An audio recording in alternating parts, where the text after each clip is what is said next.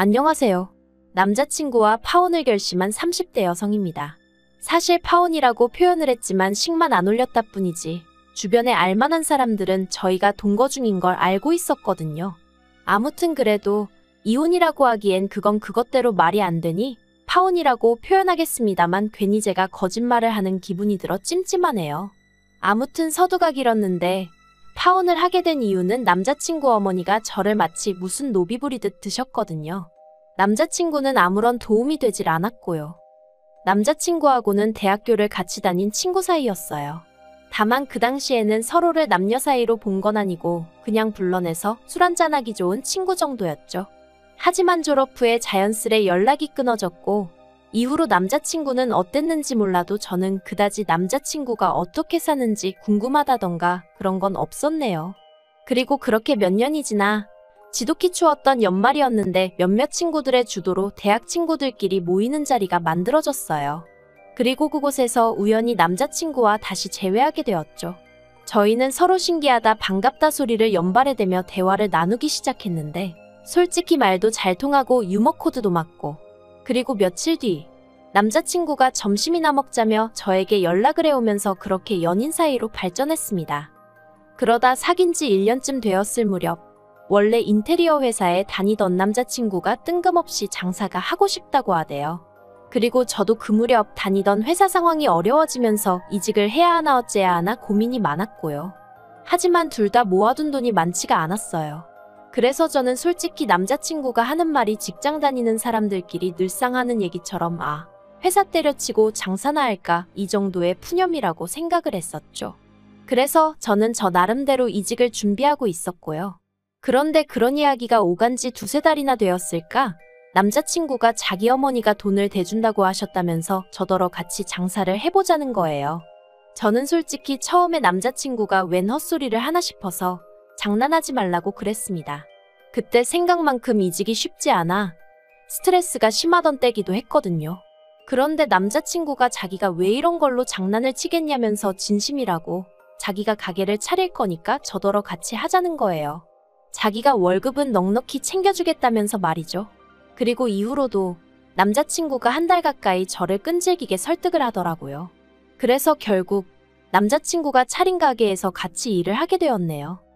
하지만 장사라는 게 자리 잡기까지 하루 이틀로 되는 게 아니더라고요. 물론 그렇게 쉽게 생각한 것도 아니었지만 제 말은 정말 시간이 오래 걸렸다는 거예요. 그리고 장사가 안 돼서 남자친구가 힘들어하는 게 제 눈에 보이는데 막말로 제 입속만 차릴 순 없잖아요. 그래서 월급은 다른 아르바이트생들과 똑같이 최저임금으로 받기 시작했습니다. 그런데 제가 남자친구의 여자친구라는 이유로 책임감은 아르바이트생들만큼 가질 수가 없었죠. 그러니까 의식은 주인의식을 가져야 하는데 돈은 아르바이트생들하고 똑같이 받고 일은 더하고 그래도 그때는 그게 당연한 거라고 생각했어요. 자리를 잡아야 되니까 그래서 우리가 미래를 함께 그려나가야 하니까 그래서 제 희생이 당연한 거라 생각한 거죠. 그리고 실제로 남자친구도 고생을 많이 하긴 했어요. 남자친구는 가게에서 먹고 자고 하는 일도 마다하지 않았으니까요. 하지만 그렇게 반년이 지나도록 가게는 이렇다 할 성과를 내지 못했고 한마디로 밑 빠진 독에 물 붓기 마냥 돈만 계속 들어갔다고 해야 할까요? 그러다 하루는 남자친구가 이럴 게 아니라 우리 같이 사는 게 어떻겠냐 묻대요. 당시 남자친구도 저도 각자 자취를 하고 있었는데 남자친구는 월세로 저는 전세로 자취를 하고 있었거든요. 그래서 저도 더 꼬치꼬치 묻지 않고 그러자고 했어요. 비록 제대로 된 프로포즈는 받지 못했었지만 그래도 같이 장사를 시작한 이후로는 언젠가 결혼을 하게 된다면 둘이 하는 거라고 서로 인지하고 있었기에 그때는 오히려 돈도 아낄 겸 동거를 하는 게 당연하단 생각도 들었거든요. 물론 동거 생활이 이렇게 길어질 줄도 몰랐고 결국 이렇게 파혼하게 될 줄 알았다면 처음부터 시작하지 않았을 일이었지만요. 그런데 이때를 기점으로 남자친구 어머니의 지나친 간섭이 시작되었습니다.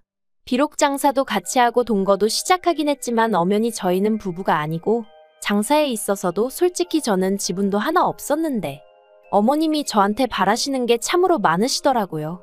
일단 남자친구가 어머님의 자본으로 장사를 시작했다는 이유로 어머님은 가게에만 오시면 저에게 이거 해라 저거 해라 여기 치워라 저기 치워라 그리고 가끔은 제가 일하는 게 답답해 죽겠다며 당신이 일을 어떻게 하는 건지 알려주시겠다고 주방에 들어오시는 일도 있으셨는데 그때마다 저는 경악을 금치 못했습니다.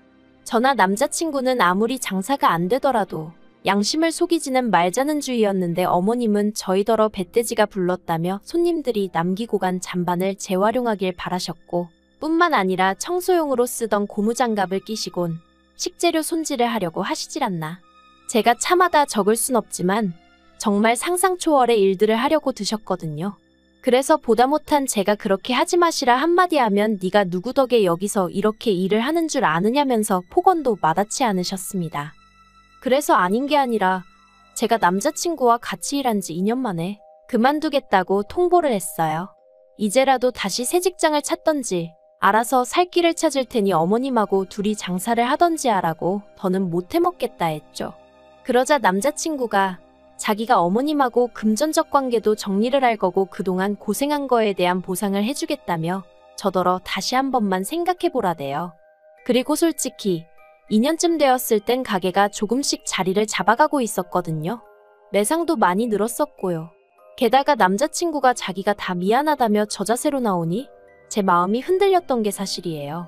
그래서 결국 가게에 남기로 했습니다. 남자친구가 그간 고생한 데에 대한 보상이라며 돈도 2천만 원 주대요. 그런데 솔직히 처음에 받았을 땐 기뻤거든요. 하지만 이내 내가 계속해서 군소리 없이 일을 했다면 이 돈은 안 줬겠지 하는 생각에 좀 착잡한 마음도 들긴 했어요. 아무튼 남자친구는 얼마 지나지 않아 처음에 어머님께 빌렸던 돈도 다 갚았고요. 그래서 이제 한시름 덜었다 싶었습니다. 적어도 먹고 사는 문제로 어머님이 유세 떠는 일은 안 봐도 되겠구나 싶었으니까요. 그런데 그렇게 다 마무리가 되었다 싶었을 무렵 어머님께서 저에게 연락을 해오셨습니다. 그리고는 당신 아들과 진짜로 결혼 생각이 있는 건지 뭐 그런 걸 물어보시더라고요. 그래서 사실 그대로 말씀드렸어요. 가게가 이제 막 잘 돼가고 있으니까 당장식을 올리진 못하겠지만 결혼은 할 거라고요. 그랬더니 그러면 너 나한테 잘 보여야 되는 거 알지? 그러시는데 좀 어이가 없었죠. 그리고 그런 대화가 오가고 얼마 지나지 않았을 무렵 저는 남자친구와 가게 매상 문제로 크게 다투게 되었습니다. 충격적인 사실을 알게 되었기 때문이죠. 저더러 어리석다 말하는 사람도 있겠지만 사실 가게를 시작할 때 이미 제 돈이 들어간 것도 아니었고 남자친구가 어머님께 돈을 빌려다 하는 상황이었으니 금전적인 부분에 있어서는 남자친구를 전적으로 믿었던 게 사실이에요. 그런데 제가 가게 카운터 정리를 하다가 세금 관련된 서류를 보게 되었고 거기서 뭔가 이상하단 사실을 눈치채게 되었죠. 전 직장에서 회계 쪽에 있다 보니 그런 게 눈에 좀 빨리 들어왔거든요. 아무튼 남자친구가 그간 저에게 매상을 숨겨왔다는 걸 알게 되었어요. 그제서야 어쩐지 그간 왠지 이상하다 생각하고 찝찝하게 느껴졌던 부분들이 납득이 가대요. 가게는 전에 없이 바빠지고 있었는데 왜 매상은 늘 그 자리였는지. 저는 남자친구에게 당장이라도 전화를 해서 따질까 하다가 그랬다간 변명거리를 생각해낼 시간만 주게 될 것 같아 그저 그가 돌아오길 기다렸습니다. 당시 남자친구는 잠깐 병원에 간다며 자리를 비운 상황이었거든요.